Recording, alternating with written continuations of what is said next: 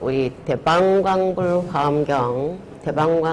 화엄경에 대한 전체 줄거리를 엮어놓은 게 화엄경 약창계라면 그 대방광불 화엄경의 핵심 내용을 녹여서 나타낸 것이 이 법성계라는 개송인데요.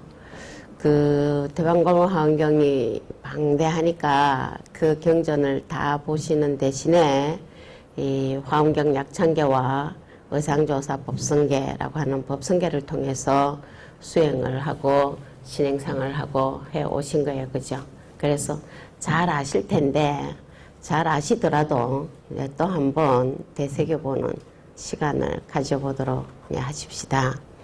자, 그래서 여기 보니까 나눠받으신 가지고 계신 교재의 23페이지 이 23페이지의 약창계에 대한 간략한 소개와 24페이지, 25페이지, 그리고 26페이지, 27페이지까지 화엄경 약창계 그 원문과 번역문 거기 실어놨죠. 그래서 내용은 읽어보시면 다 아실 수 있으실 거예요. 거기에 오늘 2시간 동안 간단한 설명을 붙여드릴까 해요. 그리고 28페이지에 이제 법성계 210자 그 말씀을 다음 주에 드리도록 하고요. 오늘 우선 그 법성계를 한번 같이 독송을 하고 그 약창계를 독송을 하고 그 약창계의 의미를 한번 살펴보도록 하겠습니다. 보통 그 독송을 하거나 암송을 하실 때 토를 안 넣고 하세요. 그죠? 원문만 하시죠. 7자씩 119절이에요. 제목과 합해가지고. 그래서 모두 770자로 되어 있는데 그거를 지금 한번 독송을 크게 같이 한번 하시고 내용을 따라 들어가 보겠습니다. 저와 함께 해보도록 하시죠. 대방광불 화엄경 영수보살 약창계 무화장세계의 위로자나 진법신 연재설 법록사나 서가문이체여 현재 미래세 시방일체제대성 건보나 인삼매 세력구 보현보살 제대중 일건강신중주 주화신중주의 신주 수신중주화신주 풍신중주 공신주 광신중주야신 주주신중 아수라 가루라 왕긴나라 마후라가 야차왕 예대용왕 후반다 근달바 왕물천자 일천자 중도리 증야마천낭도 솔천 화락천왕 타와천 대범천왕 강엄천 현종천왕강과 증대자재 왕물가슬 보현문수대보살 법회공주흥강 금강장거 금강에 광염당겁 승리당 대덕성문사리 거벼비구해각등 우바세장우바이 선제동자동남녀 기수무량물가슬 선제동자선지지 운수사리 제제일 덕원의 운선주승미가해 딸여해 효사비모구사슨 성열바라자 행여 성견절제주동자 구조구화명지사 법보계장여보안 무렴조강대광왕 무동우바변행외 우바라와 장야인 바시라선무상승 사자비신바수밀 비실드라사이 관자재전여 정취대천한주주지신바삼바연주야신 보덕정광주야신 희목관찰중생신 보구중생묘덕신 적정험매주야신 수호일체주야신 개부수화주야신 대원정신역구묘덕업망무반역 마야부인 천주강 면우동자 중예가 연승영고의 탈사 묘월장야무성근 최적정발하문자 득생동자 유등여미러 운수등 보현보살 미신유어 차법회 운심예 상수비로자 나을 어련하장세계에 조화장엄내 법륜 시방허공제세계 역부여시상설법 육육육사여여삼일시비릴 역부일 세주묘엄열애상 모연선매세계성 화상세계모사나 혈애명호사승제 강명각품 문명품 정행현수순미정 수의정상의 참품 모살십주 법맹품 말신공덕명법품 불성현마천궁품 yan마천공의 참품 십행품여무진장 불승도설정공품 도설천공의 참품 십배향겁 십지품 십정 십통 십인품 아성 십품 여수량 보살주처 불불사 열애 십신상예품 열애수호 공덕품 모연행검 열애출 이세간품 입법계 시외 십만계 송영 39품 업만경 풍성착영 신수지 초발 심시변정가 안자여 시국도에 신영비로잣나울. 예. 다시 한번 이제 여기에서는 대방광불 환경용수보살 약창계 제목 한번 더 하고 맞춰놨는데요. 대방광불 환경용수보살 약창계 첫 두 구절이 제목이에요. 그죠? 제목. 예, 대방광불 환경을 용수보살이 간략히 엮은 개송이다. 이래서 줄여서 화엄경 약창계, 더 줄여서 약창계라고 해요.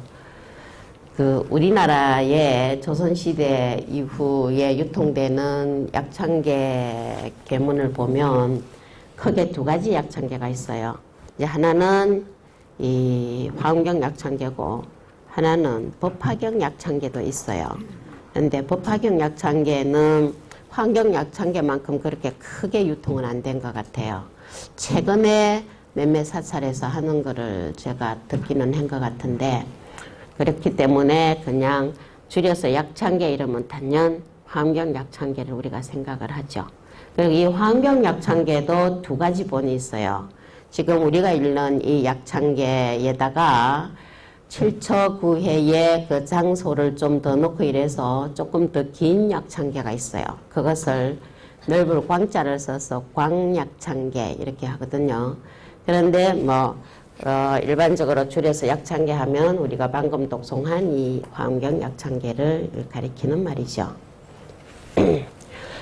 화엄경이 우리나라에 전래된 거는 뭐 신라 때 경전이 전래된 당시부터 아마 들어왔을 걸로 보고, 적어도 자장 스님 때까지는 다 들어와 있었을 걸로 보고 있어요. 그 이후부터 쭉 이 화엄경이 우리나라에 유통되면서 굉장히 우리 불자님들에게 수행과 신앙생활의 주요한 경전으로 자리 잡았어요. 지금도 마찬가지고. 그래서 우리 스님들도 강원에서, 전문 강원에서 경전을 배울 때 화엄경을 맨 마지막 학년 때 배우고, 그동안 화엄경 배우면 졸업을 했어요. 그런데 이제 요즘은 대학에서도 뭐 화엄학이 있으니까 화엄경을 소기로 한 화엄학이 여러 과목 중에 하나가 되다 보니까 순서 없이 그냥 2학년 때 배우기도 하고 4학년 때 배우기도 하고 하곤 했지만, 어쨌든 이 화엄경은 가장 높은 학년에서 배웠어요. 왜 그러냐 하면 화엄경 세계가 대방광 불화엄이죠. 그러니까 부처님 세계를 화엄한다에 꽃으로 장엄을 한다고. 근데 꽃으로 장엄하는 화엄이 보살도인데요. 그래서 부처님 세계를 부처님께서 성도하시기 전에 닦으셔가지고 그 수행으로 성도하셨던 수행, 그걸 보살도라고 그러거든요. 그 보살도를 이제 우리가 실천함으로 해서 부처님처럼 되고 부처님 불국토를 장엄한다 하는 의미로 화엄경이라고 얘기를 했어요. 그렇기 때문에 우리 모든 불자님들이 궁극적으로는 성불하자는 원을 가지고 있잖아요. 그래서 그 성불을 하고 나면 펼쳐지는 부처님 세계를 보여주고 있어요. 화엄경에서. 조사선에서는 닦아봐야 한다고 깨달음의 세계나 부처님의 세계에 대해서 말을 많이 아끼잖아요. 근데 화엄경에서는 굉장히 장엄하게 펼쳐놓고 말씀을 해놨는데, 그 세계에 도달하고자 하는 수행도를 보살도라 그러는데, 그 보살도를 실천하는 순간 부처님 세계의 장엄 그대로라고 하는 그것을 원인과 결과가 둘이 아닌 인과가 동시인 보살도를 펼친다 그래서 일성보살도라고 얘기를 해요. 그래서 어쨌든 부처님과 보살 세계를 잘 보여주고 있어서 보살도의 정화라고 꽃이라고, 그리고 그 꽃에 의해서 맺어지는 열매는 동시에 불세계가 펼쳐진다고 봐가지고 교리적으로 그것을 설명을 해도 부처님 세계 설명이니까 쉽지 않겠죠. 자, 그래서 화엄학은 대부분 다른 공부 다 하고 난 뒤에 그거를 바탕으로 해서 공부를 하는 걸로 전통적으로 해왔던 거예요. 지금 여기가 이제 대학원 수업이니까 맞는 것 같기는 해요. 그죠? 그러나 우리 한국사, 국사도 초등학교 때도 배우고 중학교도 배우고 고등학교 때도 배우고 대학에서도 배우고 또 전공하는 사람도 배우고 대학원생도 배우고 박사도 하고 다 하듯이 약창계도 공부를 다 하셔요. 그러니까 처음 절에 오셔서도 약창계 독송하고 이제 신중단의 화엄 성중 신중신앙과 함께 약창계가 많이 봉독이 되어 왔기 때문에 오시자마자 약창계 법성계 함께 하시기도 하고 또 이렇게 공부를 많이 해서도 하시기도 해요. 그죠? 그런데 그 아시는 만큼 수행하신 만큼 얻은 만큼 보이기 때문에 맛은 좀 다 다르게 느껴지실 수 있죠. 그러나 그 보여주는 내용은 같아요. 대방광불 화엄경 세계예요. 그런데 한문으로 번역된 대방광불 화엄경 가운데 80권으로 된 화엄경의 전체 흐름을 여기서 엮어놓은 거예요. 대방광불 화엄경도 역시 대성경전 중에서도 일성경전이라고 그러는데 다 함께 부처님 세계로 간다는. 그런데 그 원전은 물론 인도에서 범으로 처음에 서여졌겠죠. 그런데 번본이 전체적으로는 안 남아있어요. 2품 정도만 남아있고. 그래서 한문본을 이제 원전처럼 쓰는데 그 중에 80권으로 된 80권 화엄경 실찬한타라는 분이 695년에서 699년 사이에 번역을 하셔가지고 우리나라에 전래되는데요. 80권은. 그 화엄경을 용수보살이라는 분이 간략히 전체 졸가리를 엮은 개송이다 라고 하는 게 제목인데요. 용수보살은 언제 분이시냐 하면 150년에서 250년 사이에 인도에서 활동하신 스님이에요. 그런데 이제 대성 수행을 하셨기 때문에 보살이라고 불리죠. 용수보살, 나아가라 주나라고 하는. 용수보살은 제2의 부처님, 두 번째 부처님이라고 널리 칭송된 분이에요. 그리고 동아시아에 종파가 형성될 때 거의 모든 종파에서 종조로 모시기도 한 분이세요. 대단한 분이시죠. 그런데 용수보살이 이걸 엮었다고 하는데 용수보살은 2, 3세기 분이시고 80권 화엄경의 한역본은 7세기에 이루어져요. 그죠? 물론 번본 원전은 2, 3세기 이미 유통됐을 거예요. 그리고 화엄경이 처음 인도에서 유통된 거는 용수보살에 의해서라고 다들 믿고 있어요. 용수보살이 용궁에 들어가셨는데 어마어마한 화엄부 경전이 있었는데 너무 방대해서 다 못 외워 나오시고 그 중에 일부만 외워 나오셨는데 개송을 10만 개송을 외워 나오셨다고 그랬어요.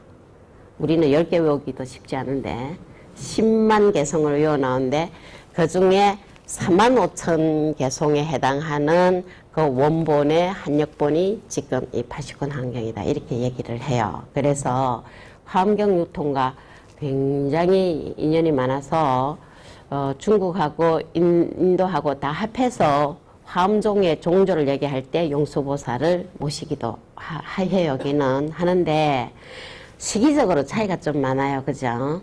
근데 80권 원본 가지고 이 용수보살이 약창기를 지었을 수도 있으셨겠지만 내용이 전부 한역본 80권 화엄경에 있는 그대로가 나와 있어요. 그래서 이제 저는 어떻게 보냐면 우리나라 조선시대에 큰 스님이 화엄경의 골자를 뽑아가지고 용수보살이 하셨다고 가탁을 한 게 아닌가, 공을 용수보살한테 돌렸다는 거죠.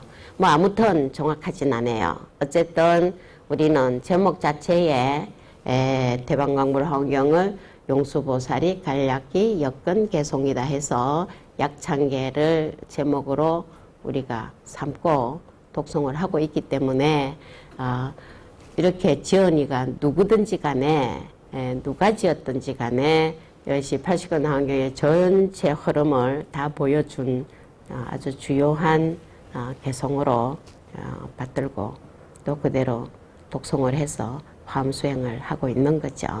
그렇게 해서 지금 이 제목에 대해서는 간단히 그래 말씀드리고요. 그 다음에 시작이 제가 여기에서 몇 가지 가나다라 해서 이렇게 나눠놨는데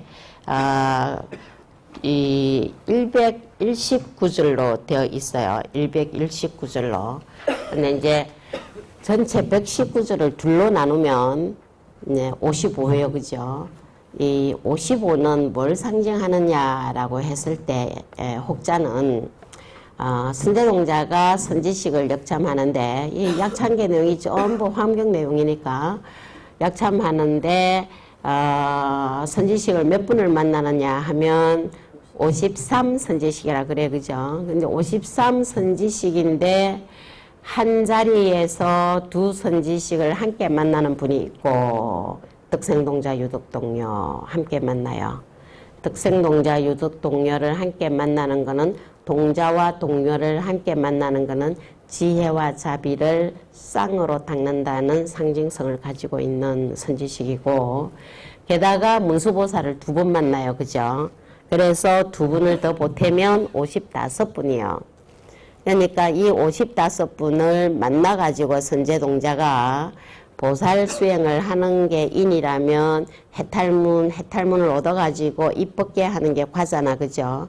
그래서 인하고 과를 화엄수행해서 선지식을 통한 해탈법문의 실천으로 입법계 하는 내용을 55 곱하기 2 1에서 119절로 지은 게 아닌가라고 상징성을 말을 하기도 해요.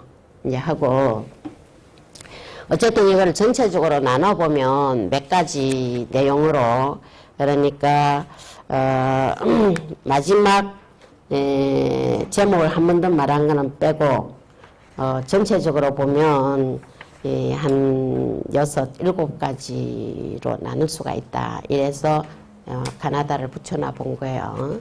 그런데 제일 먼저 이제 제목 다음에 뭘로 들어가느냐 하니까 나무로 들어가요. 나무, 그죠? 나무는 남아서죠.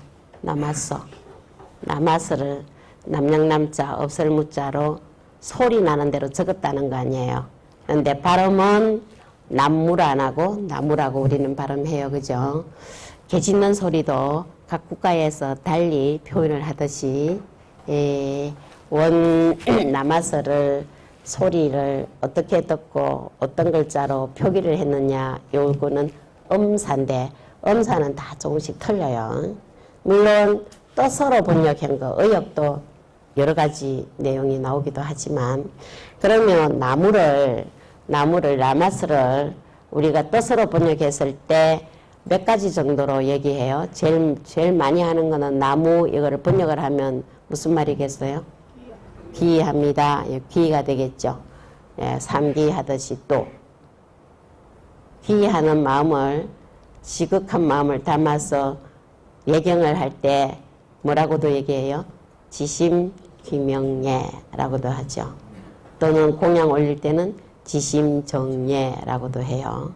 그래서 귀명정예라고도 하죠. 나에게 하나밖에 없는 목숨을 돌려서 부처님에게 있어서는 가장 낮은 곳에 있는 발에, 나에게 있어서는 가장 높은 곳에 있는 정수리를 조아려서 예경합니다 하는 의미가 담겨 있어요. 그죠? 그 나무예요.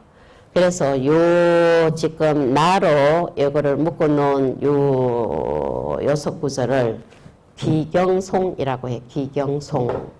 요거에 대한 간단한 설명은 그 앞페이지 23페이지에 제가 얘기를 해놨네요. 그런데 이제 따로따로 했던 거를 붙여놔가지고 하나는 1, 2번으로 하고 하나는 가나다로 해가지고 다른 것 같은데 제목 빼면 거의 다 같이 나가는 설명이에요. 그런데 기경송이에요. 귀할 귀자에 공경한다 하는 경자 합해가지고 기경송. 지신기명이 한다는 거죠. 인도의 거의 모든 논사들이요, 논을 지으신 분들이 그 논을 지었을 때 꼭 처음에 뭐 하고 갔냐 하면은 귀하는 마음을 담고 들어가요. 귀하는 마음을 이렇게 표현을 하고 이제 들어가죠. 그래서 이 기경송 부분이 대부분이 우리가 서론본론 결론으로 치면 서론의 한 측면에 들어가는 정도로 제일 먼저 귀부터 해요. 오늘날 우리 그 학자들은 뭐 저도 학교에 있었지만 학자들은 대부분 뭐 박사학위 논문을 쓴다든지 글을 쓸 때 보면 그 분야에서는 자기가 제일인자다라는 자부심 가지고 하잖아. 그죠?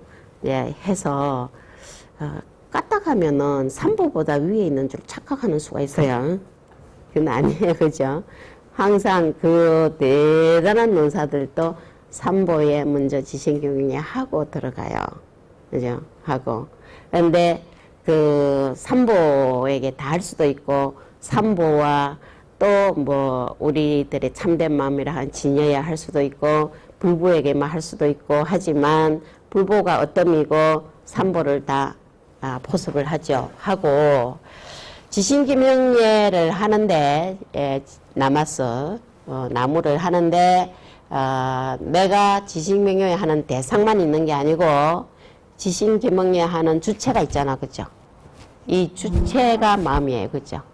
그래서 그 참마음에 대해서도 함께 기명례하는 걸 담아서 표현을 하기도 해요. 하는데 지금 약창계에서는 어느 분에게 지식명례 하느냐 하니까 나무 해놓고 화장세계해의 이래 화장세계.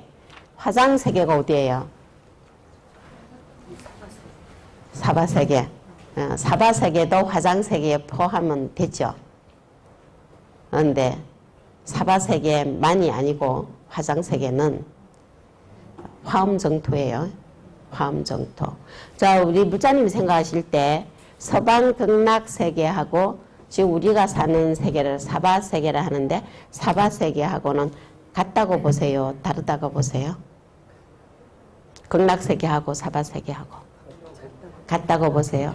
그럼 뭐 극락왕생 발언할 것도 없네. 여기 있는데 뭐. 네? 목표를 그거가 여라며. 여가 그거라며. 거기까지 수행을 하고 가는 거죠. 예. 근데 사바세계가 우리가 사는 세계가 사바세계예요.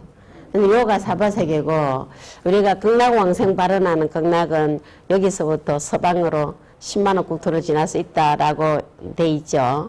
그러면 그 10만원 국토를 지나서 가야 극락인지 여기도 극락인지 만약에 여기도 극락이라면 극락왕생 발언도 할 것도 없어요. 여기가 극락이니까. 우리 헷갈리게 하는데 그 두 가지가 다 유통되고 있어요. 그러니까 서방극락으로 가야지 된다는 분하고 한마음 돌이키면 여기가 극락이다라고 말하는 분이 있죠. 그래서 유심정토를 얘기도 해요. 자성 밑에 유심정토로. 그것은 선적인 또 유심적인 또 화음적인 이런 게 많이 들어가서 얘기가 되는 거죠. 사바세계가 극락이고 그 극락조차도 뭐요? 화장차례라는 거죠. 화엄에서는. 화엄에서는 중방 화장세라고 하는데 중방은요. 내가 있는 곳이 중심이에요. 언제나. 그죠? 달을 보고 있으면 내가 있는 그 자리에 달이 거기 있는 것 같는데 오른쪽으로 가면 달이 또 오른쪽으로 따라오는 것 같아요. 그죠? 또 뒤로 가면 뒤로 더 물러오는 것 같아요. 항상. 거기가 전부 중방이라고 치면 중앙은 동시몬을 그려보면 중앙은요. 그리기 따라서 전체가 다 중앙이 될 수가 있죠.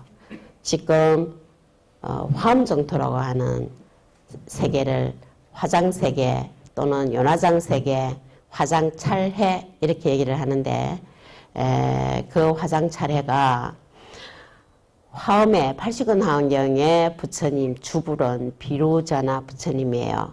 비로자나 부처님. 비로자나 부처님의 세계인데 비로자나 부처님의 세계인데 거기에 누가 있느냐. 거기 있는 분의 세계이기도 해요. 그죠? 비로자나 부처님 혼자만 계시는 게 아닐 거 아니에요. 근데 비로자나 부처님이 펼쳐놓으신 세계죠. 서방 극락세계는 아미타 부처님이 펼쳐놓은 세계예요. 그죠? 그러면 아미타 부처님하고 비로자나 불하고가 다르시다면 그 두 개를 같다고 말하기 어려워요. 그죠? 그래서 여기 이 기경송에는 화엄경에 불타간이, 불신간이 들어있는 기경송이기도 해요.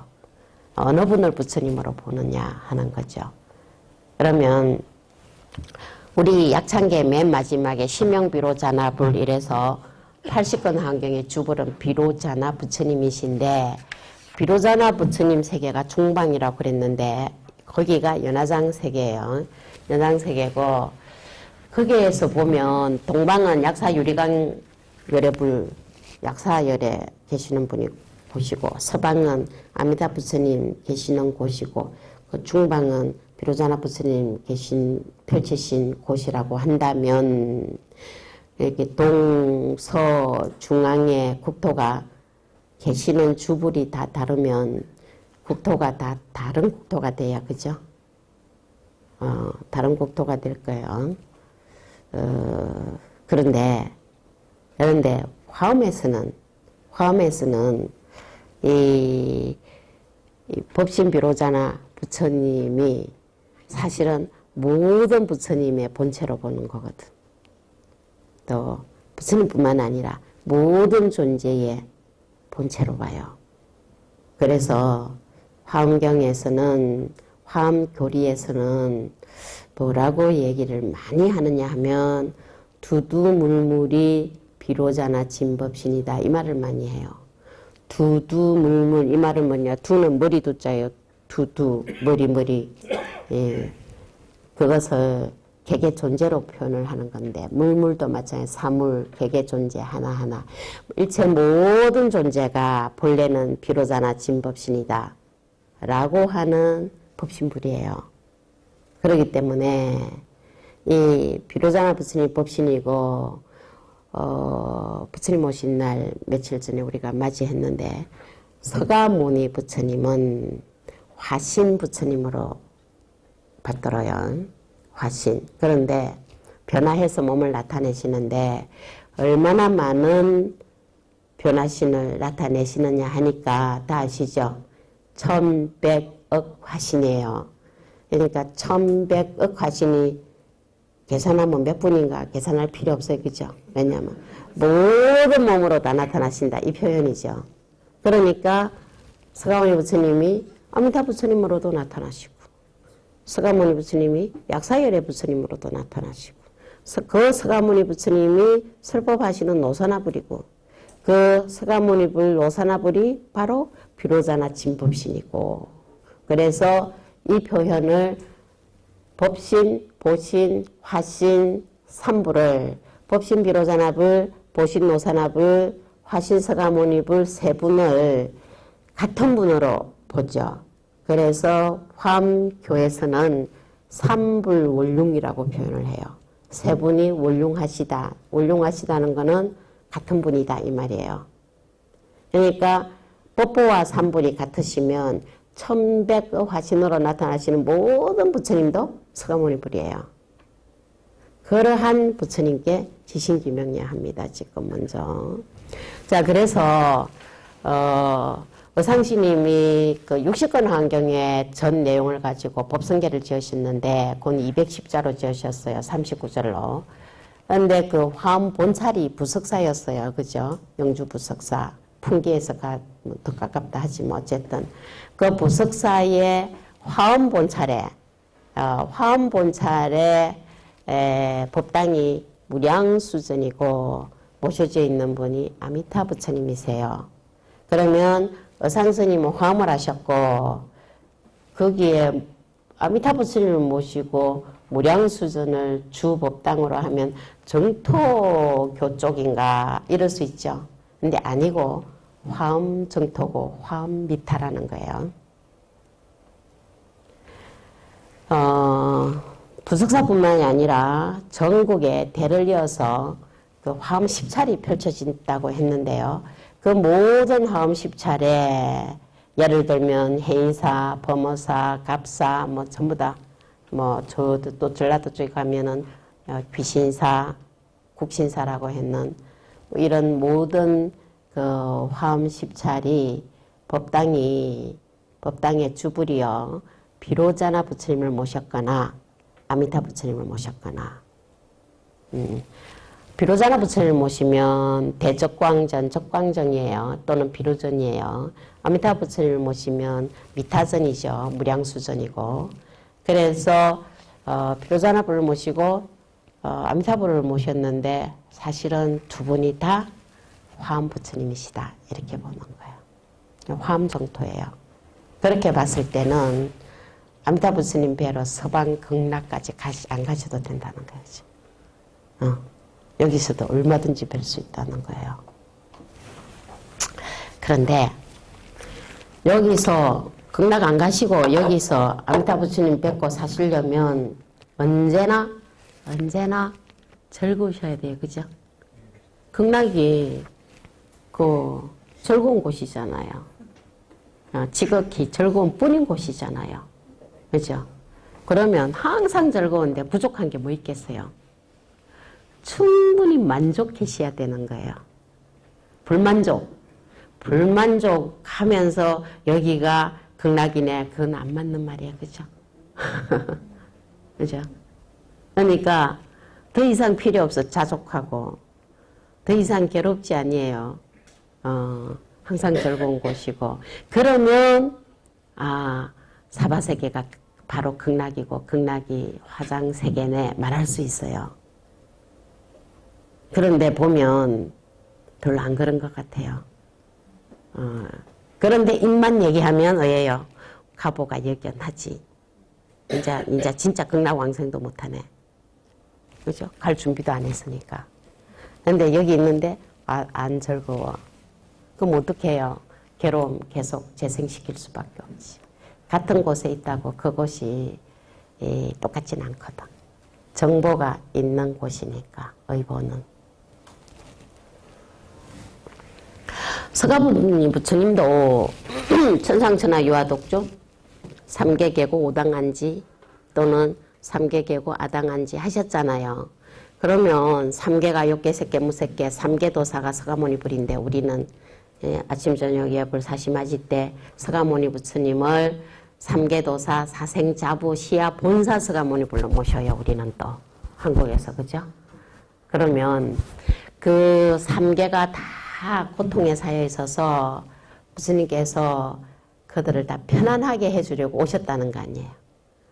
편안하게 해주려고 2600년 전에 오셨어요. 그럼 2600년 동안 편안하게 해주셔도 아직도 안 편한 사람이 있으면 왜요?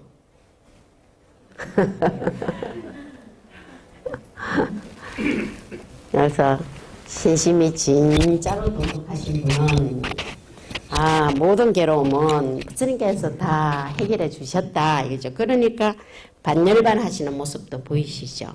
팔상으로 성도하시는 모습을 보여줬으니까 더 이상은 괴로워할 일이 없어요. 그죠? 반야신경만 해도 전부 공하다 했잖아요. 공해서 없어요. 또 부처님 오신 날 항상 서가모니 부처님도 전체를 다 편안하게 오당한지 해주셨거든. 그래도 여전히 아니야, 나는 예외야, 나는 예외야 하고 맨날 그래 헤맨다. 그죠? 그러면 여기가 극락이고 여기가 화장세계일 수가 없어요. 그죠? 그런데 분명히 경전에서는 연화장세계에 사바세계가 있거든. 그러니까 사바세계도 연화장세계예요. 그죠? 그리고 모든 부처님이 사실은 같은 분이시다. 채로 비로자나시고 화현신으로 서가모니 불이고 그렇게 삼부를 여기서 지신경영에 하고 들어갔어요. 그래서 나무 화장세계에 화장세계는 화엄정토에 비로자나 진법신과 현재 설법 노사나와 현재의 설법하시는 노사나 부처님과 서가모니 부처님 모든 부처님 그리고 과거 현재 미래세에 그리고 시방에 계시는 일체 모든 대성님께 지신기명에 하옵니다 하고 이제 들어가요. 그죠? 화엄에서의 대성인은 다 해탈하신 성불하신 부처님과 마찬가지죠. 여기에서 법신 비로자나불 화신 서가모니 불보다 보신 노사나불을 이해하기 또 어려워하시더라고. 근데 여기에서는 노사나불을 현재에 설법하시는 노사나불이다 이래 말씀하셨네. 그죠? 설법해 주시는 부처님을 노사나라 했네요. 그런데 우리 경전에 보면 설법해 주시는 분이 누구세요? 세존이시잖아. 세존이시여. 세간에서 가장 존귀하신 분 누구세요? 서가모니 불이죠. 서가모니 불인데 설법하실 때는 노사나라고 불리기도 한다. 이래 보면 되고요. 서가모니 부처님만 노사나가 아니시고요. 대승에서는 화엄에서는 누구든지 보살도 수행을 해서 해탈을 하시면 과보로서 성불하는 몸을 받을 거 아니에요. 과보로 받은 몸을 보신이라고 그래요. 업을 잘 지어가지고 무루업을 지으면 업보가 있죠. 그 업보신이 보신이에요. 그래서 우리 불교사에서 보신은 가장 늦게 나타나세요. 대승불교 이러고 난 뒤에. 누구든지 본부들이 발심해서 열심히 보살도 실천을 하면 성불할 수 있다고 확실히 믿어서 이렇게 도를 이루신 분이 나왔을 때 부신불 사상이 퍼져요. 자, 그래서 가장 늦게 나타났지만 어쨌든 그 보신조차도 서가모니 부처님 화연이고, 신중단에 모신 좀 이따 나오는데 직건강신, 신중신, 족행신중, 도양신 해서 화엄성중들이죠. 거기에 제일 먼저 말씀되는 분이 집금강신인데요. 금강절을 잡으신 화엄성중님도 신중 청에 보면 서가 화현 금강신 이랬어요. 서가모니 부처님께서 화현하신 금강신중이다 이거죠. 자, 그래서 다 서가모니 부처님이 화현신으로 봤어요. 그래서 전부 다 지신기명예를 하죠. 그렇게 기경송을 하고 그 다음에 이제 화엄경 말씀을 약찬을 행거라고 하는 것을 여기에서 보여주고 있어요. 뭐냐 하니까 설경인연력이라고 제가 표현을 했는데, 근본화엄 전법류는 해인산매 세력고라 이랬네요. 화엄을 근본화엄이라고 그랬냐. 근본 교설로서 화엄경을 여기에서는 받아들인 거네요. 그거는 해인산매의 힘 때문이다 이랬어요. 자, 그래서 화엄경을 설에 놓으신 거를 이제 우리가 지금 보는데, 이 화엄경 경문을 보시면 거의 모든 말씀은요, 부처님께서 광명으로만 설법을 하세요. 광명으로만. 그래서 광명이 두루두루 비춘다 이거를 광명변조라 그러는데요. 광명변조라는 말이 뭐냐 하니까 바이로차나 비로자나라는 말이에요. 그래서 광명설법이에요. 그런데 빛으로 오신다, 광명으로 오신다 얘기하잖아, 그죠? 부처님 오신 날도 자비의 빛, 지의 빛, 이제 원력의 광명, 빛으로 오신다 그랬죠. 화엄경설법이 다 광명설법이에요. 그러니까 광명으로 설법을 다 해놓으셨으니까 빛을 만나면 보기만 하면 깨달아야 되는데, 그 자리에 없었던 사람들은 어떡하나, 그 자리에 있어서도 참뜻을 모르면 어떡하나 해서 한 번 더 말을 통해서, 언서를 통해서 부처님의 광명설법 내용을 풀어주고 있어요, 보살들이. 그러한 보살들을 설주보살이라고 하는데 좀 있으면 나와요. 이름이 누군지. 그런데 이 약창계에서도 언급을 했네요. 그런데 그 광명설법을 하시는데 어떤 힘으로 하시냐니까 해인산매 힘으로. 해인산매. 해인산매는 꼭 화엄경에만 나오는 산매는 아니라 하더라도 그래도 해인산매 하면 화엄이구나 하고 다 받아들일 정도로 화엄적인 산매로 유통이 되고 있어요. 그죠? 그런데 이 해인산매에 의해서 비로자나 부처님께서 설법을 하셨는데, 광명변조 설법을 하셨는데 지금도 설법을 하고 계신다고 얘기를 해요. 지금도. 그러니까 화엄경은 80권 화엄경 이랬지만 80권 화엄경, 이 화엄경이 끝난 게 아니다라고 얘기하죠. 비로자나 부처님께서 지금도 해인산매 속에서 설법하고 계신다라고 봤어요. 대부분의 대성경전은요, 부처님께서 산매에 드셨다가 출정하셔가지고 설법하세요. 그러니까 우리도 법회를 보면 입정하잖아, 그죠? 잠시. 입정한 상태로 보면 안 들어요, 그죠? 다시 한번 쭉 비치면 출정해요, 그죠? 그 입정 기간이 아주 짧지만은 그래도 그 시간의 문제가 아니고 얼마만큼 그 세계에 바로 들어갈 수 있느냐의 문제이기도 하니까. 그래서 입정하고 출정해서 설하시는데, 화엄경설법은 비로자나 부처님께서 지금도 해인산매 속에서 설하고 계신다고 봤어요. 굳이 안 나오셔도 상관은 없으세요. 왜냐? 입정 출정이 자유자재하시니까. 보통은 입정하고 출정하고, 입정을 정이라 그러고 출중한 상태를 산이라 그래가 정산이 이려하지 않다는 표현도 하잖아, 그죠? 근데 정산 2여가 되면 입증을 하고 있었나 출정을 하나 똑같죠. 자, 그래서 지금도 설법을 하고 계신다. 어떤 힘으로 하시냐? 해인산매의 힘으로 이랬어요. 자, 그러면 우리가 법회 볼 때에 이제 법사 스님이 이제 법석에 앉아서 자리하시면 같이 입증을 하잖아, 그죠? 그럼 같이 출정을 하죠. 그럼 뭐 법문을 하는 분은 입증 속에서 법문 할 수 있는 지혜를 얻고, 대중들은 입증해서 법문을 들을 수 있는 지혜를 얻어야 되죠. 이게 소통이 돼야 될 거 아니야. 주고받아줘야 돼요. 요즘 다 소통시대, 배려의 시대, 이 얘기 많이 해요. 그죠? 옛날에는 이게 이 소통에 대해서 그렇게 물론 중요하지만 주목을 별로 안 한 것 같아요. 그래서 세대차 날 적에 아이들 세대에서 어른을 뭐라 그러냐면 꼰대라 그러더라고. 꼰대.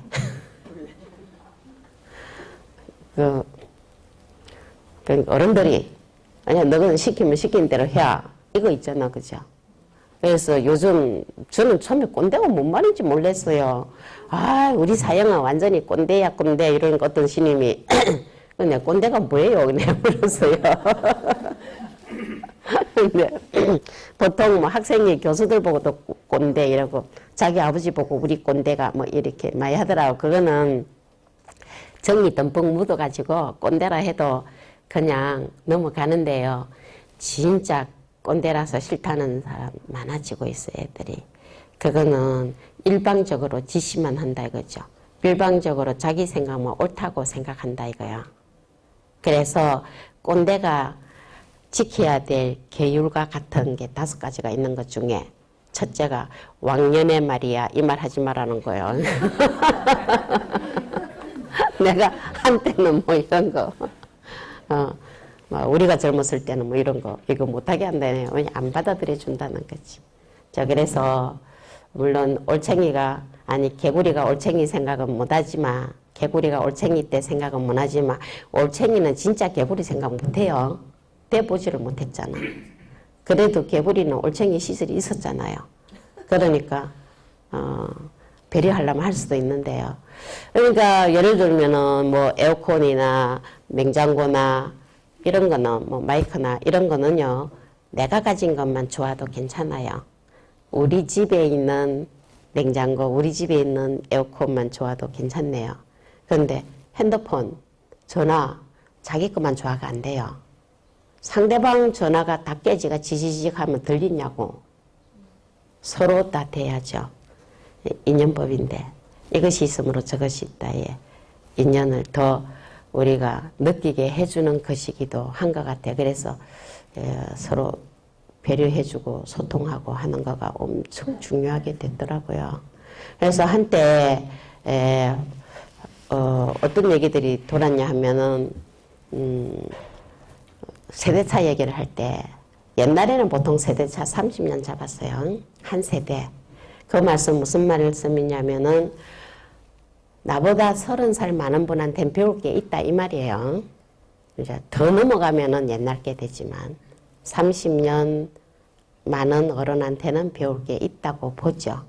창업을 해도 창업주들이 그런데 요새는 이 세대차라는 게 30년까지 안 간다는 거 아니에요. 그래 뭐 5년만 지나면 다 옛날 구설이 되고 그런데 얼마나 세차 난다고 했냐 하면은 상둥이도 세대차 난다라고까지 애들이 했어요. 선자 후자. 그러니까 형하고 동생하고 세대차 난다고 하거든요. 학교에 있어 보면은 대학원생들이 예사로 학부생들한테 혀차요. 아 우리 때는 안 그랬는데 뭐 이런 거. 근데 학부생들도 4학년들이 1학년 보고 그래요. 아 완전히 세대차 느끼네 뭐 이런 거.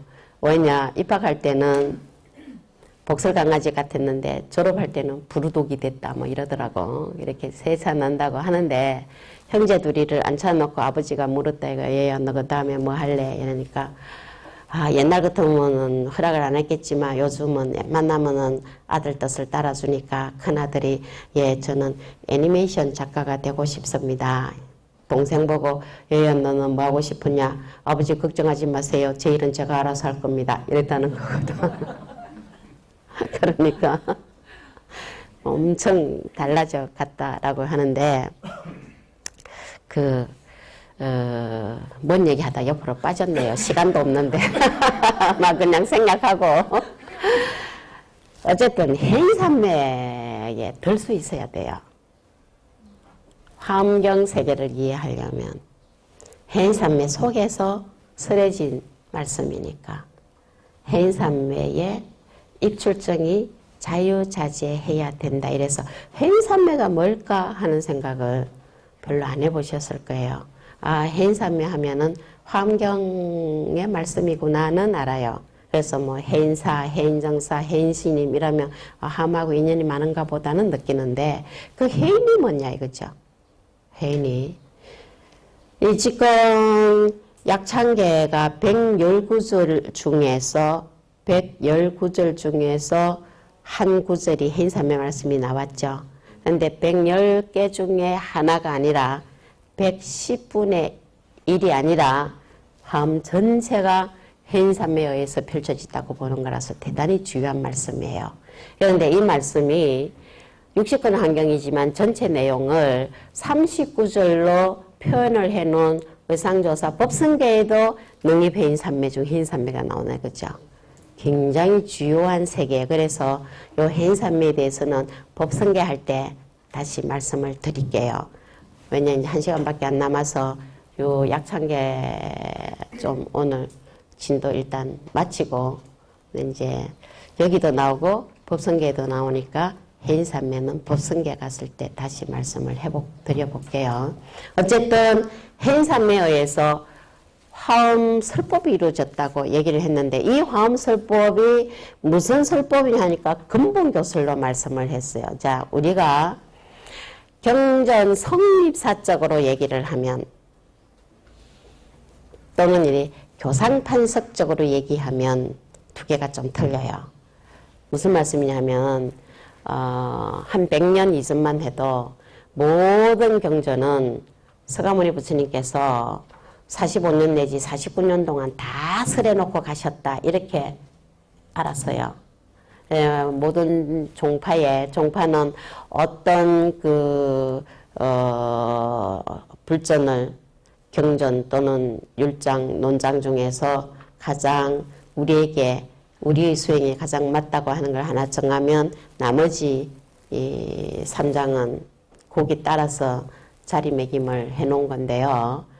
그러니까 화엄경을 가장 어떠므로 치면 화엄종이 될 테고 종도들이 종파 형성해서 법화경을 어떠므로 치면 천태종이 될 테고 그죠? 열반경, 열반종 물론 천태종이 법화 열반을 같이 하지만 이런 식으로 그랬을 때 모든 그 종파의 종조들은요 전부 다 부처님께서 반열반 하시기 전에 다 설해놓고 가셨다고 얘기했어요. 했는데 사회과학적으로 더 연구를 깊이 해보면 문자로 적혀졌을 때가 다르다 이거죠.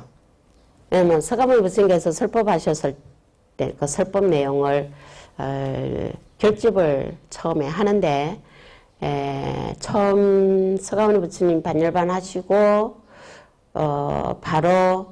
바로지만 사실은 7개월 후에 제1결집을 해요. 해서 교법과 계율을 정비를 하지만 문자로 적어 놓진 않았어요. 그때 제2결집도 마찬가지고 제3결집도 마찬가지예요. 문자로 적히는 거는 그 이후에 한 500년 뒤에요. 그때가 언제냐면 대성불교가 막 일어날 때예요.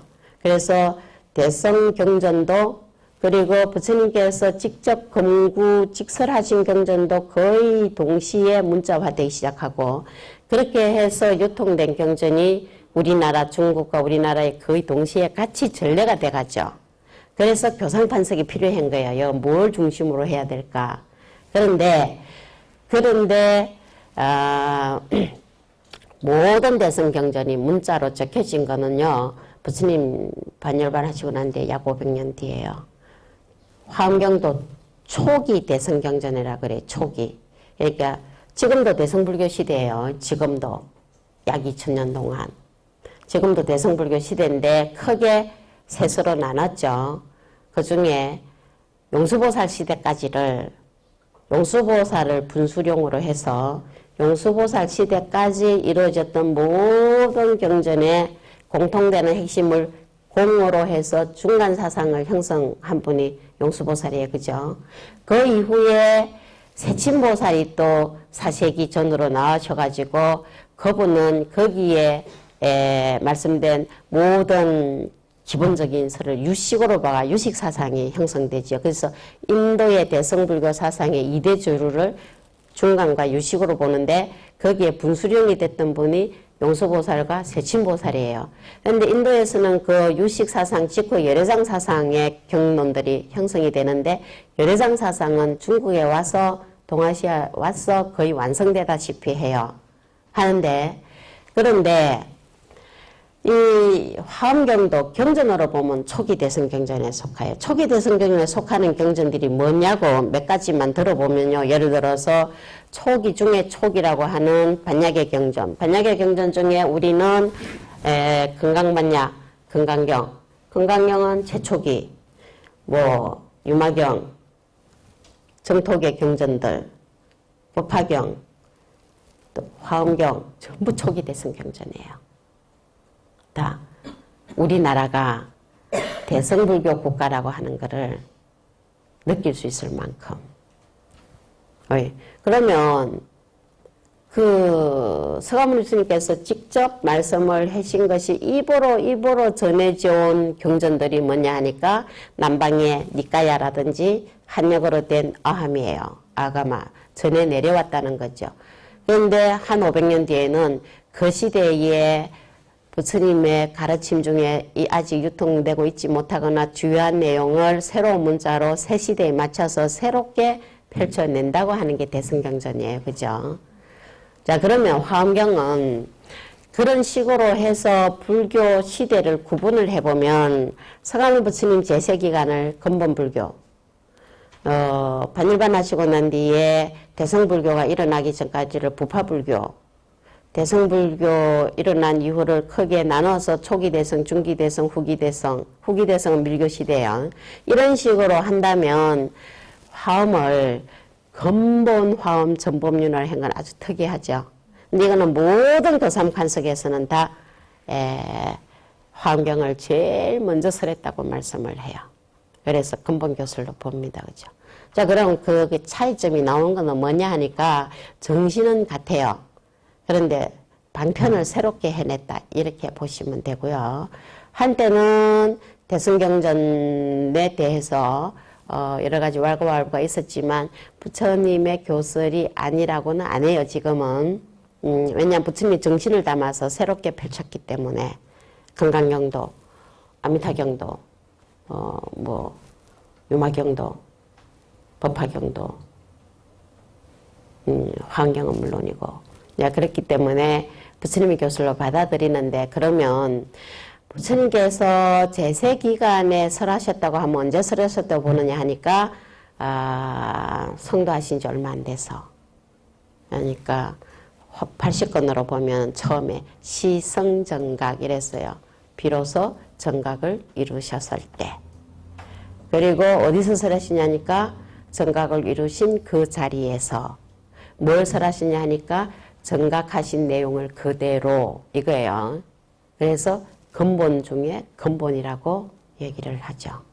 그러니까 화엄경은 부처님께서 깨달음을 얻으신 보리수나무 아래에서 깨달음을 얻으신 직후에 바로 부처님께서 깨달으신 깨달음의 세계를 그대로 펼쳐내 보이셨다. 이렇게 말하는 거예요. 그래서 어렵다는 거예요. 왜냐하면 모든 설법은 수기설법이에요. 중생 근기 따라서 병 따라 약 주시는. 그러니까 딱 내한테 맞다 생각하는데 여기는 부처님께서 깨달으신 것을 그대로 드러내 보이셨어요. 그래서 어렵다고 해서 화엄경설법을 뭐라 그러냐면은 대성보살의 원력이 없으면 여롱여맹이라고 얘기하는 거예요. 그러니까 들어도 들리지 않고 보아도 보이지 않는. 특히 이 입법개품 얘기에서 그 얘기가 나와요. 그죠? 그러니까 여기에서 이제 해인산매 말씀 나왔죠. 해인산매의 자유자재로 입출정할 수 있어야 되는 근기들. 부처님의 깨달음의 세계를 그대로 쏟아내도 이해할 수 있는 근기들. 이래서 화엄설법의 근기는 상근기 중에 상근기라고 그래가지고 최상근기라는 표현을 해요. 보통 근기를 많이 논할 때 논하는 이들이 어디에서 많이 논하냐면은 조사선에서 조사선 할 수 있는 근기는 최상근기라고 얘기해요. 그리고 조사선하고 화엄하고가 이게 서로 소통할 수 있는 통로가 되는 교회에서는 화엄 그리고 조사선하고의 관계를 우리 한국에서는 서로서로 영향을 주고 영향을 받으면서 함께 내려온 것. 갈등을 일으키기도 하고 교섭하기도 하고. 그래서 성과 교가 다르다고 하기도 하고 둘이 아니라고도 하기도 하고. 그렇게 했을 때 성교가 둘이 아니라고 하는 한국에선 성교가 둘이 아니라고 하는 한국의 교 부분에서 가장 중심은 화엄경이 자리하고 있다는 거거든요. 그렇기 때문에 불세계를 바로 보인 거라고 했기 때문에 받아들일 수만 있으면 그러면 불세계를 바로 보여가지고 그걸 받아들인다 소리는 뭐냐 하니까 부처님 마음을 온전히 다 안다는 거 아니에요. 그죠? 요새 사람들은요. 다른 사람 마음 잘 모르겠다 해요. 안 믿어요. 안 믿는 거는 모르니까 안 믿는 거거든. 그리고 속았다 그래요. 평생 살아놓고 속았다 하더라고. 속인 적이 없는데 못 본 거지. 아니면 변했거나 그런데 부처님께서 그대로 다 펼쳐 보이시는데 부처님께서 다 말씀 안 하시고 조금만 보이신 게 아닌가 스스로 그렇게 안 보는 거죠. 그런데 그거를 다 내보였다는 걸 화반탁출이라 그래요. 예를 들면 소구리에 과일이 많은데 오면 한 개씩 내주는 게 아니라 접시채, 소구리채 다 내놓는 거. 이걸 화반탁출이라 그래. 전체를 다 내놓는다고. 다 보였어. 그런데 안 보여. 왜 그러냐니까 자기가 못 봐서. 그죠? 그래서 뭐 하라 했냐니까 눈 뜨라는 거예요. 다 말씀하셨어. 그런데 안 들려. 그래서 귀를 열으라고 하는 거예요. 네, 서가모니 부처님 처음에 깨달으시고도 마찬가지에 눈 있는 자는 보라, 귀 있는 자는 들어라. 보고 듣는 거. 그래서 거의 수행이 처음에 형성돼 가요. 그죠? 그래서 잘 보고 잘 들어야 되는데 우리들의 육안만 가지고는 이 귀만 가지고는 이것만 가지고는 잘 안 보이고 잘 안 들리네. 그럼 뭐가 있어야 돼요? 오안 내지 시반 이런 얘기 하죠. 그러니까 천안이 있고 법안이 있고 해안이 있고 불안이 있고 부처님 눈. 네, 그거를 계속 강조를 하는 거예요. 그죠? 왜냐하면 자기 눈만 가지고는요. 자기 눈을 어떻게 자기가 다 믿어요. 큰 것도 안 보이고 작은 것도 안 보이고. 그런데 잘 보이던 것도 나이 들면 안 보이고. 그런데 내 눈으로 똑똑히 봤다. 착각 많아요. 그죠? 내 눈으로 똑똑히 봤다고 하는데 착각이 되게 많다고. 이렇게 이 육안을 믿는 게 아니고 부처님의 지혜의 눈을 믿어야 되죠. 그래서 경을 봐도 경안이 열려야 된다고 하는 거야. 그러니까. 시작하겠습니다.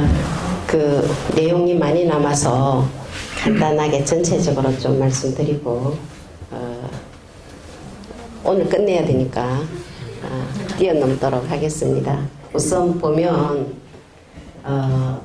지금 우리가 보고 있는 이 약창계는 80건 환경에 줄가리를 엮은 거라 그랬어요. 그죠? 건수로 80건이에요. 그런데 이 80건인데 품수로는 39품이에요. 39품. 약창계 저 뒤에 보면 39품 오만교 이 말 있죠? 39품이에요. 그런데 그 중간에 보면 6664 급여3 111691 이 말이 있어요. 그죠? 그게 뭐냐 하니까 6품, 6품, 6품, 4품, 3품, 1품, 11품, 1품, 1품 이래서 전체가 39품이에요. 그게. 요거를 다 합하면 39품인데 환경설법은 7번 모임에 7장소에서 9번 모임에서 설해졌다고 그래요. 그거를 7처구회라고 얘기해요. 7처구회. 7장소에서 모임은 9번 이루어졌는데 그 자리에서 설해진 내용이 39품 모임이라는 거거든요. 그러면 이 7처 장소를 뭐라고 얘기냐 하니까 화엄교에서는 분리수왕하시고, 자, 나무의 왕은 무슨 나무겠어요? 보리수. 보리수 나무 아래를 여의지 아니하시고 떠나지 아니하시고 7처를 법궤에다 펴셨다 이랬어요. 편라자죠. 그러니까 화엄경의 설법 장소가 어디냐니까 보리수 나무 아래긴 한데 거기를 떠나지 아니하시고 7장소에서 9번 모임 동안에 39품에 80권 화엄경서를 여기서 우리가 약창계에서 요약한다 이거거든요. 그런데 그렇게 되면은 그 설법 장소가 어디냐? 오음법계라는 거예요. 모여드는 대중들은요, 모여든 대중은 처음 설법을 시작할 때 보리수 나무 아래에 모이던 분이 계시고, 그죠? 아니면은 장소 바꿀 때마다 모여드는 분이 계시겠죠. 게다가 39품, 품마다 바뀌어요. 품마다 계속해서 대중들이 모여요. 그래서 청법 대중들 중에 모든 경전에 어느 누구누구가 모여서 함께 했다 하는 말씀 있잖아요. 그 중에 가장 많은 대중이 모여던 거는 단연 화엄이에요. 왜냐하면 헤아릴 수가 없어요. 헤아릴 수가. 처음에도 오셨고 회가 바뀌면 오시고 품이 바뀌면 또 오시고 그래서 전체적으로 보면 나중에 또 선제동자가 선지식 찾아가는 그 가서 만났을 때 선지식들도 이 운집대 중에 또 들어가고 이래서 모여들었다 이게 운집인데 운집해서 청법하는 대중들은 헤아릴 수 없이 많아서 오음법계 중생 다 이렇게 볼 수 있는데 그 중에서 맨 처음 시작할 때 누구누구가 모여들었느냐 모든 환경 전체의 서분에 해당하는 세수명품 처음에 누구누구가 모여들었느냐 하는 거예요. 다시 말해서 장소와 모임이 바뀔 때마다 또 대중들이 모여온다 했어요. 했는데 처음 시작할 때 누구누구 모여와가지고 초회 육품설이 이루어졌느냐 6664 할 때 처음 6. 그 품은 저 뒤에 보면 세수묘음 열애상 보현삼매세계성 화장세계 노사나 나오죠. 그 6품이 설해지는 첫 모임 때 누구누구와 함께 하셨느냐 하는 내용을 그다음 말씀하고 있어요. 자, 라라고 표시를 해놓은 부분이 이 운집대중들인데 한번 생각해 보시죠. 누가 모여들었을까? 화엄경 설법에는 예. 보현보살. 보현보살은 화엄경에서 양대보살에 들어간다 했어요. 보현보살하고 누구요? 문수보살하고. 문수보현 양대보살인데 여기는 한번 찾아보세요. 문수보살 이름이 있는지. 있어요. 보현문수 대보살. 그건 저 뒤고 라에서 라 부분에서. 보현보살 제대죠. 예. 그 보현문수 대보살 했을 때 그건 저 뒷부분인데 요거는요 제2회 설법에 들어갔을 때 문수보살이 나와요. 그러니까 라 부분에서 이제 중간에 한 줄 띄웠죠.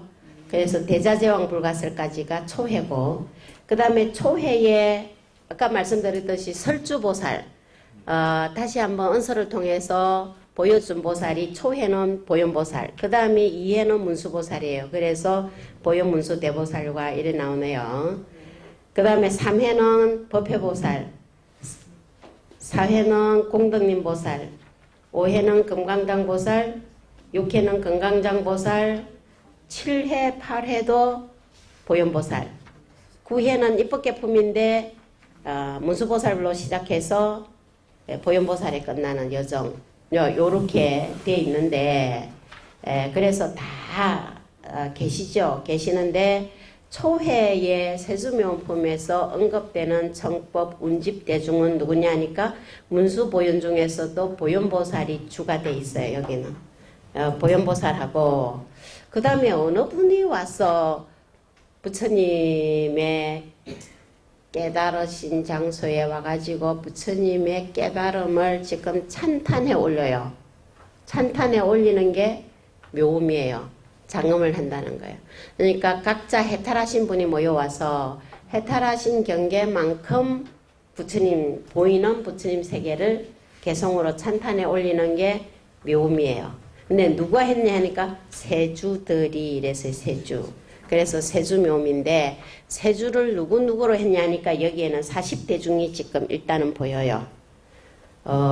보현보살 제대중과 보현보살을 위시해서 수많은 보살대중들하고 각계 각 부류에서 왕과 같은 대표자들 집건강신, 신중신, 족행신, 도량신, 주성신, 주지신 이렇게 아시죠? 그죠? 그래서 뭐 주산신, 산 맡은 신, 주림신, 숲을 맡은 신, 주약신, 양 맡은 신 이렇게 자 이래서 39류 화엄 성중들이 오세요. 어디까지냐니까 대자제왕 불가설해서 대자제왕까지 보현보살 빼면 39류 화엄 성중이라고 얘기해요. 자 그래서 우리가 사찰에 상단에 부처님 모시고 옆에 신중단이 있는데요. 거기 신중단에 신중탱화를 대부분 모시죠. 동진보살을 상으로 모시기도 하지만 대부분 신중탱화로 모실 때 몇 분 정도 그려져 있는 것 같아요. 예, 요로 보면은 39분이라야 되는데 어떤 경우에는 더 적을 수도 있고 어떤 경우에는 더 많을 수도 있어요. 그런데 우리가 신중 청을 할 때는 몇 분을 청을 해서 모시냐 하면은 104위 신중이에요. 104분 그려놓기도 했어요. 그런데 어떤 데 가면 104분보다 더 많기도 해요. 근데 여기 오는 분은 이렇게 39분이 오신 게 아니고 39분이 대표가 돼가지고 수많은 건속들하고 함께 오세요. 모든 건속들이 다 함께 오시죠. 보현보살도 보현보살 혼자가 아니고 보자 돌림 보살, 보자 돌림 아닌 보살 이래서 수많은 보살들하고 같이 오시죠. 문수보살도 혼자 오시는 게 아니고 숫자 돌림 보살들하고 전부 같이 오시고 법회보살도 혼자 오시는 게 아니고 해자 돌림 보살 다 같이 오세요. 다. 그래서 화엄은 권속장엄이라고도 해요. 권속장엄. 권속들이 다 함께 온다고. 근데 거기에 이제 대표로 한 번씩 이렇게 이름을 여기 넣은 건데, 그렇기 때문에 한국의 신장님 중에 원조격에 해당하는 분은 우리 여기 화엄경의 화엄성중들이에요. 39류. 그래서 법요집에도 보면 39분의 화엄성중 예경을 따로 해놓는 데도 있어요. 그러면 다른 분들은 다 어디서 오셨냐 하면 신장님들이 삼보를 옹호하는 분이니까 화엄경에만 나오시는 건 아니겠죠. 다른 경전에도 신장님 출연하세요. 하시고 우리나라에 처음에 불교가 전래됐을 때 환경이 전래됐을 때 이미 민속적으로 무속적으로 믿어왔던 분도 있겠죠. 그분들도 전부 섭합이 됐다고 그래요. 전부 불교 안에 들어오죠. 들어와서 신장이 되신 거예요. 그럼 예를 들어서 산왕 대신을 믿어도 용왕 대신을 믿어도 화엄성중일 수도 있고 무속적으로 믿는 분일 수도 있어요. 그죠? 그러니까 산신기도를 하러 간다고 하는 분의 대부분은 무속적으로 많이 믿어요. 그런데 사찰 안에 모신 산신각이나 삼성각은 전부 화엄성중으로 모셔요. 다르죠? 그게 원환경에도 주산신이 있었잖아요. 산 맡은 신. 주산신이 산 맡은 신이니까 산 전체 건속들을 대변하는 분이거든요. 그러면 시간이 25분밖에 안 남았나? 설명을 많이 못 해드리겠네. 어쨌든 그리고 그 전에도 보면은 산에 가서 산신기도도 하고 하잖아요. 그러니까 좀 틀리죠. 그런데 들어온 분이 있고 안 들어온 분이 계세요. 섭합대가 들어온 분이 있고 못 들어온 분이 있죠.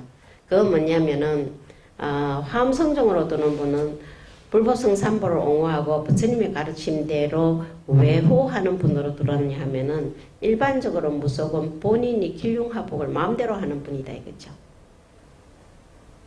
그러면 길흉화복을 마음대로 하는 거하고 화엄성종으로 와서 외호하는 거하고 차이가 뭐냐니까 불교는 인과가 역연한 거예요. 선인성과 악인학과 잘 짓도록 도와주는 분이지. 자기 마음대로 그냥 예를 들어서 내 마음이 안 드네 이런다고 산을 무너뜨려 가지고 무덤 보고 이래 하면 안 되는 거 아니야, 그죠? 그래서 그 차이가 약간 있어요. 그러니까 대부분 산에 안에는 산에 있는 저런 다 산신각 잘 모시죠. 그거는 주산신으로서의 화엄성중 모시는 거예요. 그러면 왜 산신각 모신 데는 하단이라 그러고 신중님 모신 거는 중단이라 그러잖아요. 그죠? 그러면은 그 이전에는 하단을 따로 안 두고 영단을 하단이라 하기도 했어요. 다 신장님이니까. 야, 그래서 화엄성중은 언제나 꼭 부처님 다음으로 예경해요. 그래서 예불을 해도 예를 들면 사찰엔 정각이 많으니까 간음전도 있고 지장전도 있고 다 많잖아요. 그러면은 대웅전에서 대중 전체가 예불을 해도 부전들이 각각 가서 또 예경하잖아, 그죠? 그런데 새벽 예불 때는 대웅전 먼저 하고 그 대웅전을 먼저 한다 소리는 주불이나 상단을 먼저 하고 상단 다음에 반드시 신장님 먼저 하고 그 다음에 각단 예불 부전이 나가요. 예, 나가는데 거기는 대중이 다 가진 안 하고 맡은 분이 해서 하는데 저녁은 하단부터 해요. 그러면 저녁은 각단 예불을 하고 상단에 부처님한테 오거든요. 그러면 신장님은 하단하고 중단하고 상단을 하는 게 아니고 하단하고 상단하고 중단을 해요. 반드시 부처님 다음으로. 그러니까 새벽 예불은 상단, 중단, 하단으로 간다면 저녁 예불은 하단, 상단, 중단으로 가요. 왜냐하면 중단은 항상 부처님 다음에 그리고 항상 부처님 드신 거를 태봉해서 받아 드시겠다고 원을 세웠기 때문에 거의 태봉을 많이 하죠. 물린다 이거죠, 거리로. 자, 그런데 거기에 원조격에 해당 분이 화엄경의 신장님이기 때문에 화엄성중으로 정근을 하는 거예요. 신장단 정근은 신중기도는 다 화엄성중 찾잖아요. 화엄경의 신장님이에요. 거의 다 화엄신장으로 들어오게 되죠. 그분들이 다 몇 분이냐? 39류예요. 여기에. 대자제왕까지. 자, 그런데 이 지금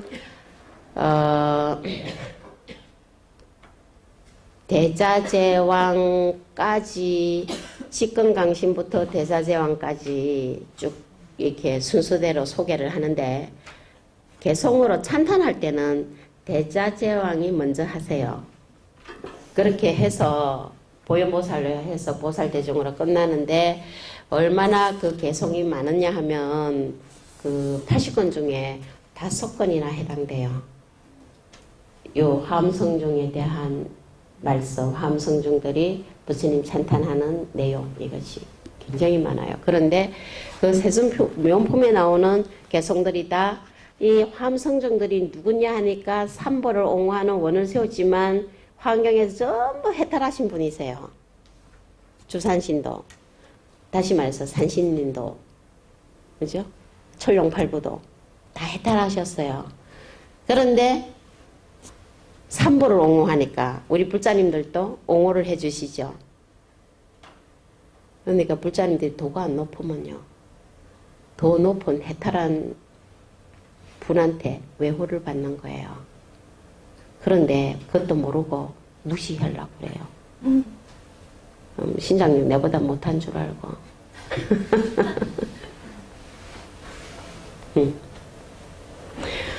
나하님도 마찬가지 아라한가를 얻은 분이잖아요. 그런데 한국 불교는 대성이니까 아라한가가 목표가 아니고 성불이니까. 근데 아라한가를 얻은 분의 한 분으로 모시기도 하고 16난도 모시고 500난도 모시고 하잖아요. 그거 절 안 하는 거야, 불자님들. 왜냐? 나는 보살이니까. 근데 무늬만 보살일 경우에는 진짜 보살은 괜찮은데 우리 대성이니까. 근데 사실은 무늬만 보살이고 본인은 아예 번뇌망상이 있으면서 아라한들은 번뇌망상 하나도 없는 분이세요. 이 세상에 구하는 게 없는 분이세요. 왜냐하면은 니르바나 얻은 분이잖아요. 그러니까 적정 경계를 다 얻은 분이잖아요. 근데 그거 가가지고 막 무시하려고 그래요. 그만큼 우리 한국의 우리 불자님들이 아주 뜻이 굉장히 높고 원이 높은 분들이긴 한데 무늬만 보살이면 안 된다는 거예요. 그러니까 사부대중이 다 발심을 하면 다 보살이라고 그래요. 그러니까 출가보살, 저가보살, 남성보살, 여성보살 다 뭐 애기보살 뭐 할 것 없이 그게 다 보살인데 그런데 진발심을 해야 된다. 그러고 진짜 보살도를 하셔야 그 외호를 받을 자격이 있는 거예요, 사실은. 그래서 항상 마음은 겸손하게 항상 하심하고 그렇게 가야 되죠. 자리는 높지만 높은 자리로 가려고 원을 씌웠지만 아직 도달한 분은 아니기 때문에 그래서 힘을 더 길러야 되는 필요가 있어요. 어쨌든 대단한 분들이 전부 삼부를 옹호하고 있어요. 그러니까 원만 세우면 걱정할 게 없다는 거예요. 근데 불가설이에요. 말할 수 없을 만큼 많이 왔어요. 근데 우리 그 한국 불교에 그동안 조선시대 쭉 그 신앙 형태를 보면 할머니가 대표로 오시는 거예요. 내가 대표로 내가 가서 다 해주고만. 그리고 또 당신 이름은 안 쓰고 아들 잘 되면 되고 뭐 손주 잘 되면 되고 그것도 마손주가 잘 되면 되고 막 이런데 여기는 전부 근속 함께 와요. 함께 와야 나중에 같은 문화를 이게 공유할 수가 있어요. 그럼 애들은 다 그 시간에 딴 데 가고 여기에 노인분만 여기 있으면 노인분하고 애들하고 점참 멀어지지. 그죠? 다 인연법인데 인연에 연결이 돼 있어야 되잖아요. 원래 돼 있지만 돼 있는 줄 모르니까 각자 노는 거거든. 그래서 그러고는 이제 그 다음이 같은 다 청법대중인데 보현, 문수, 대보살, 법회공덕, 금광당, 금광장까지는 여기 각 회의의 설주보살들이에요. 그 다음에 금강해라는 분은요, 저 뒤에 보면 그 십정, 십통, 십인품 이렇게 나가는 품 있죠. 거기는 십지를 지나서 보살 수행지를 지나서 깨달음을 얻은 각의 경계에 대표되는 분으로 금강해 보살이 들어와 있고요. 광념당, 수미당 보살은 입법계품에 대표되는 청법대중이에요. 거기에 보면 입법계품에 대덕성문 사리자 성문제자들이 청법대중으로 나오는 건 입법계품이 유일한데 이분들은 전체를 다 못 알아듣는 분으로 나와요. 유일하게 그 품에서만. 나중에 시간이 안 되겠지만 혹시나 시간 나시고 책을 가지고 계시면 화엄경을 한번 읽어보시면 좋겠어요. 이거는 다 화엄경을 이렇게 요점 뽑은 거니까. 화엄경을 전체를 다 못 읽으시면 아마 많이들 갖고 계실 것 같은데 제가 초역을 해놓은 지송한글 한경이 있어요. 그럼 줄거리만 쭉 해놓은 거네. 그거라도 한번 보시면 내용들을 알 수 있을 건데 거기다가 해각비구는요 입법계품에 신참비구예요. 출가하신 지 얼마 안 된 비구. 사리자는 10대 제자에 들어가는 비구스님이죠. 그래서 도가 높은 분, 낮은 분, 보살들, 성문들 전부 일단은 보이고요. 거기다가 우바세, 우바이, 동남, 동녀, 그러니까 우바세, 우바이, 동자, 동녀들이 다 있죠. 그런데 동자 대표가 선제동자가 지금 이름이 한 분이 소개가 돼요. 자, 성문제자 중에는 입법계품에서 입법계품의 주보살, 양대보살은 물론 문수보현이에요.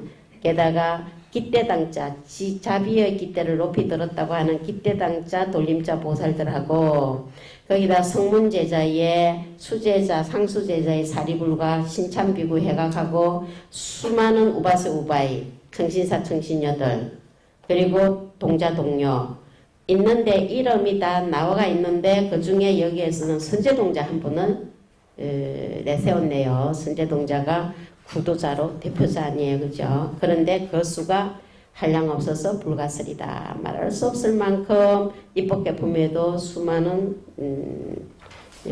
온집대중들이 모여 있고, 그다음 마라고 해놓은 부분은 이제 입법계품은 근본부패와 지말부패로 나눠가지고, 근본부패는 부처님께서 사자빈신 삼매에 드셔가지고 중생들에게 삼매경계로 설법을 해주시는데요. 그 자리에서 일어난 문수보살이 남방으로 남쪽으로 내려와가 인간계로 내려와가지고 선제동자가 사는 복성으로 내려오시는 줄거리예요. 그래서 선제동자가 거기서 설법 듣고, 그죠? 그 복성 동네에 있는 우바세 우바이들이, 동자 동료들이 라 부분의 마지막에 청법대중으로 소개는 됐는데, 그 대중들 중에서 선제동자가 이제 발심을 해가지고 보살도를 구하러 선지식을 찾아가요. 그 선지식 이름이 다 아시다시피 523 선지식인데, 선제동자의 선지식은 문수사리 최제일이며, 문수사리가 가장 첫째이며 이래 523 선지식 중에 첫 번째 만난 선지식 문수보살이 첫 번째 선지식이고, 그 다음에 덕은회원 선주성 미가이탈 여해당 이래 나가는 것은 7자씩 맞춘 거예요. 그죠?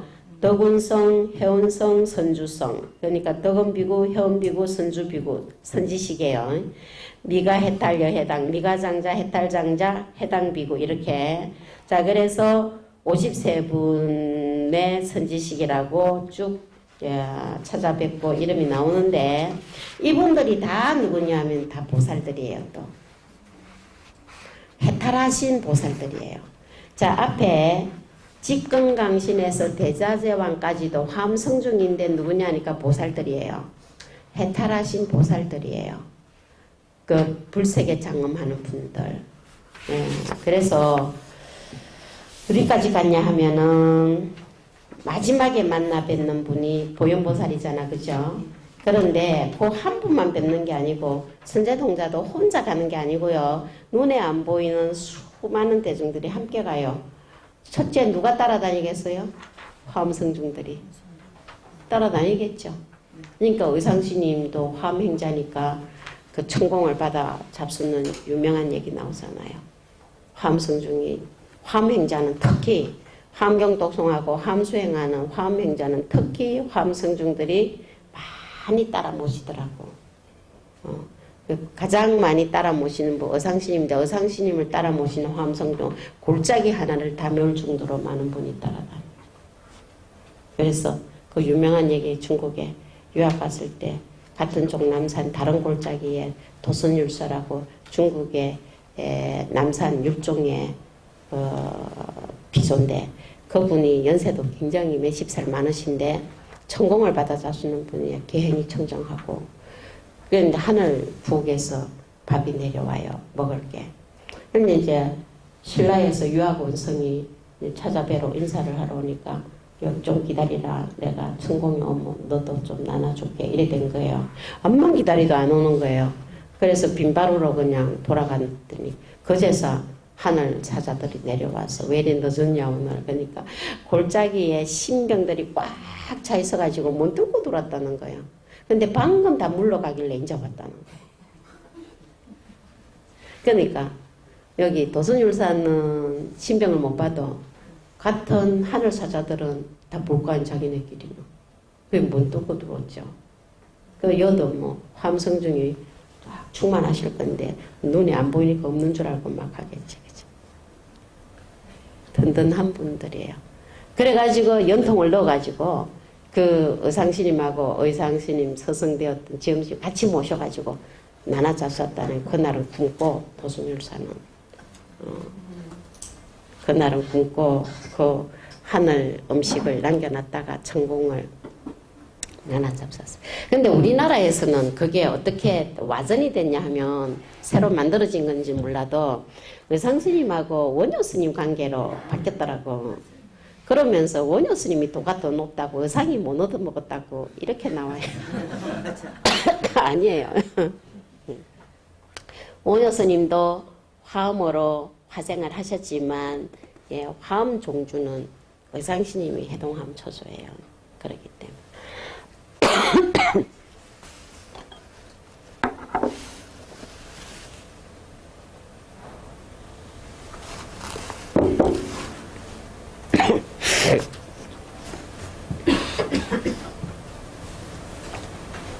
자, 그래서 공덕은 비구스님을 찾아갔는데 계속해서 선지식들이 다음 선지식들을 알려주시니까 그래서 누구에게까지 마지막으로 마무리되냐, 일단은 보현보살에게서 끝나요.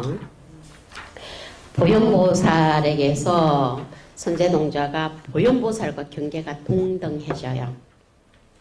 부처님과도 동등해지고 모든 존재와 동등해지고, 그런데 거기서 끝나는 게 아니에요. 또 그 어떻게 되느냐니까 보현보살이 십종대원을 일러주시죠. 그래서 또 중생제도를 위해서 다시 길을 떠나는 형태로 마지막 80권에는 없는 부분이 40권 하원경에서 추가가 돼요. 제40권에. 그게 좁은 의미의 보현행원품이에요. 그래서 시작이 끝이고 끝이 시작이고 시작과 끝이 둘이 아니고 중생과 부처가 둘이 아닌 경계를 선제동자의 구도행을 통해서 선제동자의 보현 십종 대원을 통해서 보여주고 있는 그런 부분인데, 그렇게 해서 보현보살 미진중이 어차법회 운짐이야 이 법회에 구름같이 모여와서 상수비로자나불에 항상 비로자나불을 따르니 이랬네요. 그러니까 이 화엄법회가 처음에 보현보살 위시에서 수많은 보살대중 화엄성중들만 모연 줄 알았더니 마지막 입법계 폼에서 선제동자가 찾아 만나 뵙고 해탈문을 정덕한 선지식들도 전부 다 크게 보면 화엄해상의 운집대중이에요. 그죠? 우리 육안으로만 보는 것만 가지고는 다 이해할 수 없는 세계들이 많이 보여요.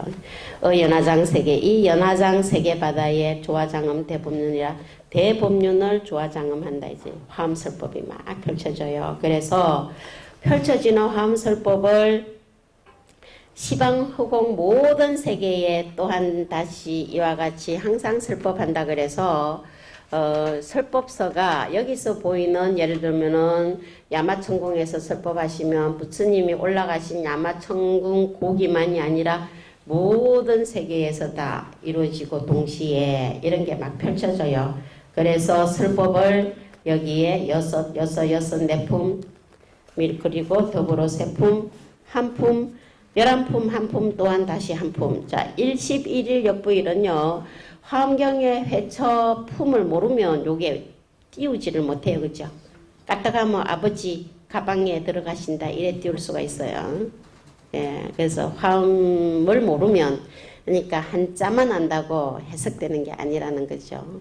그 내용을 알아야 해석되는 거. 그래서 여기에 예, 한 품이 처음에 말하는 일십일 한 품이 십지품, 11품이 십정품부터 열애출연품까지, 그 다음에 한 품이 이세간품, 그리고 또한 다시 한 품, 여기 입법계품, 이렇게. 그래서 그 내용이 39품이 어디 있냐 하니까 쭉 분명히 나오죠. 세주묘음열애상, 세주묘음품, 열애현상품, 보현산매 세계성, 보현산매품, 세계성시품, 이렇게. 그래가지고 저 밑으로 가면 이세간품, 입법계이죠. 이세간품과 입법계품이라 10만 개성경이며, 이것이 10만 개성 경정이며 39품 원만교라 39품의 원만한 가르침이다 이랬네요. 그래서 선지식의 가르침과 각 품에서 말씀되는 내용들은요, 환경 직접 읽어보시고 본인이 직접 만나보시기 바래요. 그죠? 그러니까 39품을 다 읽어보시면 여기 세수묘음부터 이세간품 입법계까지 내용을 다 알 수가 있고, 그리고 입법계품에서는 53 선지식을 다 만날 수 있고, 그거는 다음 주 우리 법성계 할 텐데 연관이 되겠죠. 법성계는 60건이지만 환경 전체를 핵심을 뽑은 거 아니에요. 그러니까 시간 되시면 일주일 동안 한번 읽어보고 오시면 좋겠어요. 요 내용은 각자 공부. 자, 그 다음에 마지막에 아 부분은 유통이에요. 유통송이에요. 제일 먼저 기경송으로 들어가는데 마지막에 유통송이죠. 풍송차경 신수지 하면 이 경을 이게 번역에서 한 구절이 빠졌네요. 이 경을 믿고 수지하면 앞에 풍송이 있다, 그죠? 읽고 외우고 이 경을 읽고 외우고 믿고 수지하면 초발심시 변정각하여 초발심 때에 문덕 정각 이루어서 자 초발심시 변정각 이 구절도요 법성계에 또 나오죠. 초발심시 변정. 그래서 요것도 법성계 할 때 말씀드릴게요. 그 방변하엄경의 개송 가운데 지금 초발심시 변정각이라는 개송이 39절로 뽑은 데도 나오고 119절로 뽑은 데도 나와요. 엄청 중요하겠죠. 예, 그래서 여기에 담긴 사상 부분은 법성계 할 때 다시 말씀을 드릴게요. 정각을 이루어서 안자여시 국토에 하니 이와 같은 국토바다에 바다는 비유예요. 국토에 안주하니 편안히 안전히 안주 예, 여기는 앉아 이랬는데 앉아 편안히 앉는다 이렇게 앉아. 법성계에도 보면 맨 뒤에 보면은 궁자 실제 중도상이랬어요. 궁극적으로 실제 중도 자리에 앉는다라는 말이 나오죠. 앉아. 이 앉아는요 선다 해도 마찬가지, 알립이라 해도 마찬가지예요. 편안히 서 있다. 또는 연좌 편안하게 앉아 있다. 또는 안주라는 말하고도 같아요. 편안히 머무른다. 안주 그냥 머무는 건 안주고요. 누워있든 뭐 다니든 그죠? 집안에서 있을 적에 집에 거주한다 할 적에 집안에 있다 할 적에 그냥 앉아만 있는 것도 아니고 누워있는 것만 아니고 다 하잖아요. 그 모든 거를 다 얘기할 때는 안주라 얘기하고 더 편안한 자세로 편안할 안자네. 더 편안하다는 얘기를 여기에다 강조할 때는 좌라는 말도 붙여요. 앉아. 그래서 이러한 국토바다에 화장세계에 안주하시면 돼요. 안주. 그냥 편안히 계시면 돼요. 앉아. 그죠? 배고픈 밥 먹고 잠오면 잠자고 그죠? 할 일 있으면 하고 없으면 쉬고 한도인이라 그러죠. 한도인이 사실은 안주하는 이들이에요. 한도인. 도인은 한도인이라 그래요. 한가하다고.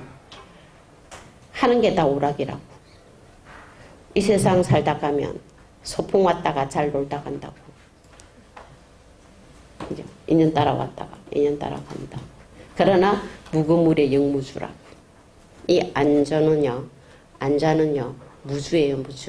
무주로서 안주예요. 그 세계를 법성계에서 잘 담아내고 있어요.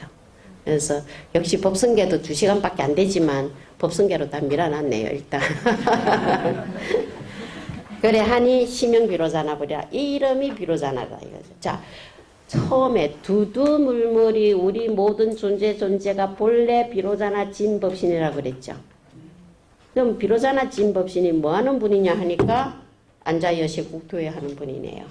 근데 안자여시 국토에 하려면 뭐 해야 돼요? 초발심시 변정각 해야 돼요. 초발심시 변정각 할 수 있으려면 풍송차경 신수지를 해야 되네. 그죠? 자, 그래서 환경을 다 풍송차경 신수지 하는데 그게 너무 많으니까 약창계로 대신해 주는 거죠. 그런 영험은 공덕은 똑같다고 보죠. 독성의 공덕은. 근데 독성의 공덕은 똑같은데 여기에 눈을 떠야 되니까 눈을 뜨려면 약창계만 봐도 충분한 분은 약창계만 하시고 그런데 여기 세수명품에 무슨 말씀이 있지? 초발심 공덕품에 어떻게 돼 있지? 라고 더 아시려면은 경문을 보셔야 되겠어요. 그래서 뭐냐 풍송 차경 신수지예요. 그러니까 약창계 한 주 배우면 끝나는 줄 알았더니 이거보다 더 많은 숙제를 안고 가는 것 같다, 그죠? 근데 숙제 아닌 숙제예요. 세수명품에서 입법개품까지 부처님께서 설하신 교설 내용을 다시 입법개품의 지말법회에서 선제동자가 선지식을 만나가지고 그 선지식의 해탈범으로 다시 한번 펼쳐놔 보여주고 있어요. 그래서 이러한 구체적인 내용은 이제 각자 정리를 해 두시면 대단히 고맙겠습니다. 마치겠습니다.